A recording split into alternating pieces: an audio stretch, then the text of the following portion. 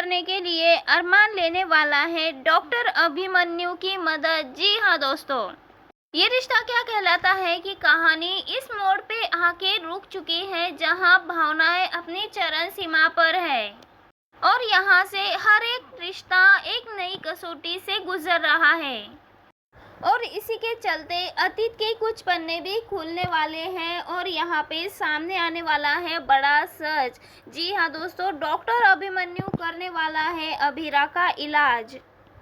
अभीरा जो कि हमेशा ही जिंदा दिली के साथ रहती थी, हमेशा खुश रहती थी, आज इस सदमे से गुजर रही है जिसे कि उसकी आत्मा को भी झंझोर के रख दिया है। जेल की सलाखों से भले ही अभीरा आज़ाद हो गई है, लेकिन आज भी उसकी रूह उन्हीं अंधेरे में कैद है। पोदार हाउस में एक खामोशी सी चल रही है। वही घर जहां अभीरा की चहल पहल होती थी, आज उसी की चुप्पी से पूरे घर में सन्नाटा हो रखा है। अभीरा जेल से लौट के बाहर तो आ चुकी है, लेकिन वो अपने साथ उसी जेल की तन्हाई और खौफ भी लेके आ चुकी है। अभीरा ने अपने आप को एक कमरे में कैद कर लिया है जहां ना ही किसी की आवाज़ पहुंच सकती है और ना ही किसी का प्यार, और उस तन्हाई में अपने आप को कैद कर रखा है। और इस तन्हाई के पीछे है एक जीती जाती लड़की अभीरा, जिसने कि अब जीने का सोचना भी बंद कर दिया है, जीने के बारे में सोच नहीं रही है। अभी के टाइम में अभीरा को सिर्फ और सिर्फ ये लग रहा है कि वो जेल से बाहर आने के बाद भी अभी भी वो उसी काल कोठरी में कैद है। अभीरा ने अपने आप को एक अंधेरे जगह पे कैद कर लिया है। हंसना बोलना तो सब कुछ जैसे कि भूल ही गई है और इसकी ये हालत देखकर दादी साहब, विद्या और सभी पोदार परिवार वालों को बहुत ज़्यादा दुख हो रहा है। परिवार वाले हर तरह से अभीरा को हंसाने की कोशिश करते हैं, लेकिन फिर भी अभीरा जो अपने आसपास चुप्पी की दीवार बना रखी है ना, उसे तोड़ने के लिए बिल्कुल भी तैयार नहीं है। पोद्दार परिवार पूरी तरह से बहुत ज़्यादा तकलीफ में है अभीरा को ऐसे देखकर, लेकिन सबसे ज़्यादा परेशान तो अरमान है। अरमान जो अभीरा को हर किसी से बचाने का दावा करता था, आज वही अरमान आज सबसे हारा हुआ महसूस कर रहा है। हर तरह से अभीरा को उस ट्रॉमा से बाहर निकालने की कोशिश कर रहा है, लेकिन उसका ट्रॉमा बढ़ता जा रहा है। हर गुजरते पल के साथ अरमान अपने आप में टूटता जा रहा है। उसे यह एहसास हो रहा है कि अभीरा के साथ ये सब कुछ जो हुआ है ना, उसका जिम्मेदार वो भी है। अरमान सोच रहा होता है कि उसने पहले अभीरा पर भरोसा किया होता ना, तो आज शायद ये नौबत ही नहीं आती। वही दूसरी ओर दोस्तों, घर वाले पूरी तरह से टूट चुके हैं। ऐसे में घर वाले कहते हैं कि अरमान अभीरा के लिए कुछ तो करो, वरना इस हालत में अभीरा पूरी तरह से पागल हो जाएगी। यहाँ पे सभी घर वाले शारीरिक हालत से ज़्यादा अभीरा की मानसिक हालत से बहुत ज़्यादा परेशान है। यहाँ पे अभीरा को डॉक्टर कहती है कि अभीरा को ज़्यादा से ज़्यादा केयर करने की ज़रूरत है। अभीरा के साथ जेल में जो कुछ भी हुआ ना, उससे अभीरा की हालत बहुत ज़्यादा ख़राब हो चुकी है। उनके दिमाग में वही छाया है, वो हर तरह से अपने आप में खो चुकी है, टूट चुकी है, अपने आप को उस अंधेरे में कैद कर लिया है।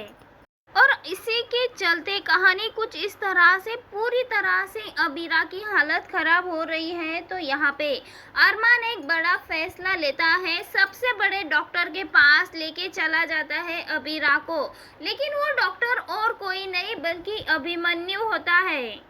और जैसे ही अभिमन्यु अभीरा को देखता है, तो ऐसे में अभीरा में अक्षरा की झलक नज़र आती है अभिमन्यु को, और वो उसे देखकर काफ़ी ज़्यादा इमोशनल हो जाता है। लेकिन जब उसे पता चलता है कि ये अक्षरा की ही बेटी है, तो यहाँ पे अभीरा सिर्फ और सिर्फ अभिमन्यु के लिए एक पेशेंट नहीं बल्कि अक्षरा की आखिरी निशानी भी बन जाती है।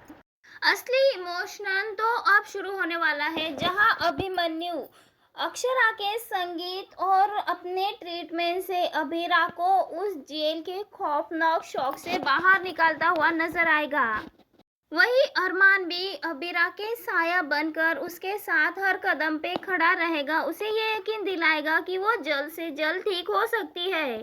तो वही दोस्तों, अबीरा और अरमान की सच्चाई जानने के बाद वो म्यूजिक का कमरा खामोशी से भर गया। लेकिन अब अभिमन्यु अक्षरा के आखिरी निशानी को ठीक करने में अपनी दिलो जान लगा देगा।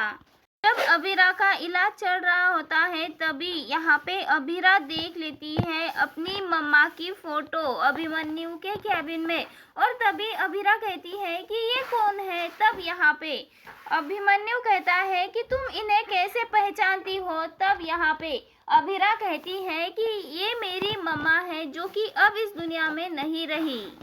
ये जानने के बाद अभिमन्यु तो पूरी तरह से शॉक हो जाता है और वो अरमान से बात करने के लिए चला जाता है, और तब अरमान से बात करते करते उसे अबीरा के बारे में भी पता लगता है। और तभी यहाँ पे अभिमन्यु बताने वाला है अरमान को वो बड़ा राज, बताने वाला है पूरी सच्चाई जिसमें दर्द, प्यार और विश्वास सब कुछ बसा था। और ये सारी बातें सुनकर अरमान को एहसास होता है कि अबीरा की जिंदगी कितने अनजान धागों से बंधी है।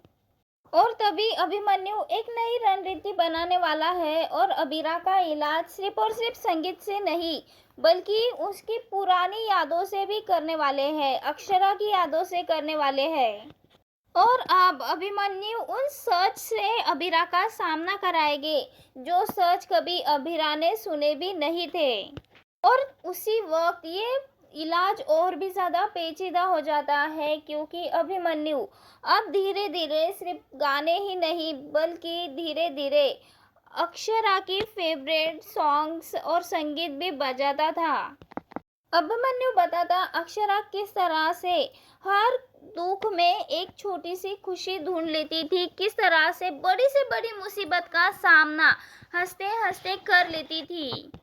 और फिर धीरे धीरे इन सब का असर अबीरा पे देखने को मिलता है। धीरे धीरे अबीरा थोड़ा थोड़ा उसके बर्ताव में मोमेंट देखने को मिलती है, जो कि गुमसुम और चुपचाप रहने वाली थी वो अब धीरे धीरे अपनी माँ की बातें सुनने लगी थी और उनकी बातों से उसे एहसास होने लगा था, वो अपनी प्रतिक्रिया देने लगी थी।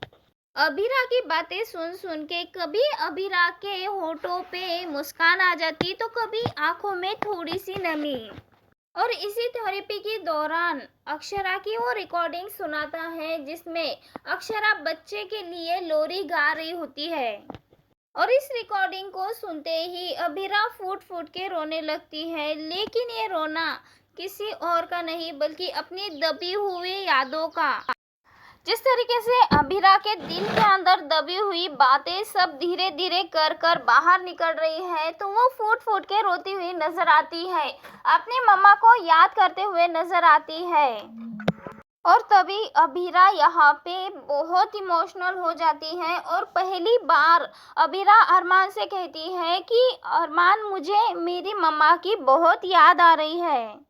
अक्षरा का ये बदला हुआ अवतार देखकर अरमान की ये पहली जीत थी, लेकिन जैसे ही वो पौधार हाउस में आते हैं और फिर पौधार हाउस में डॉक्टर अभिमन्यु और अबीरा का रिश्ता का सच पता चलता है, इससे गीतांजलि और भी ज़्यादा नाराज़ हो जाती है क्योंकि वो जिस तरह से देख रही है कि यहाँ पे अरमान अभी भी अबीरा की ओर खींचा जा रहा है, तो वही मायरा भी अब अबीरा को अपनी माँ एक्सेप्ट कर चुकी है। ऐसे में अब वो गीतांजलि को माँ के रूप में स्वीकार नहीं करेगी। इसके चलते गीतांजलि अब इन दोनों के दूर जाने से बहुत ज़्यादा दुखी है और वो सोच रही है कि अब अरमान अब जल्दी अबीरा के पास चला जाएगा। उसकी बेटी तो पहले ही अबीरा के पास चली गई है।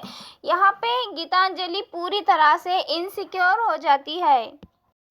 गीतांजलि को ये डर सता रहा है कहीं अबीरा का इमोशनल अतीत जानकर कहीं अरमान फिर से अबीरा के पास ना चले जाए, कहीं गीतांजलि को एक बार फिर से ना छोड़ दे। और तभी गीतांजलि घर में विद्या को अपनी ओर करने की कोशिश कर रही है और ऐसे में सच्चाई को तोड़ मरोड़ के विद्या के सामने रख देती है।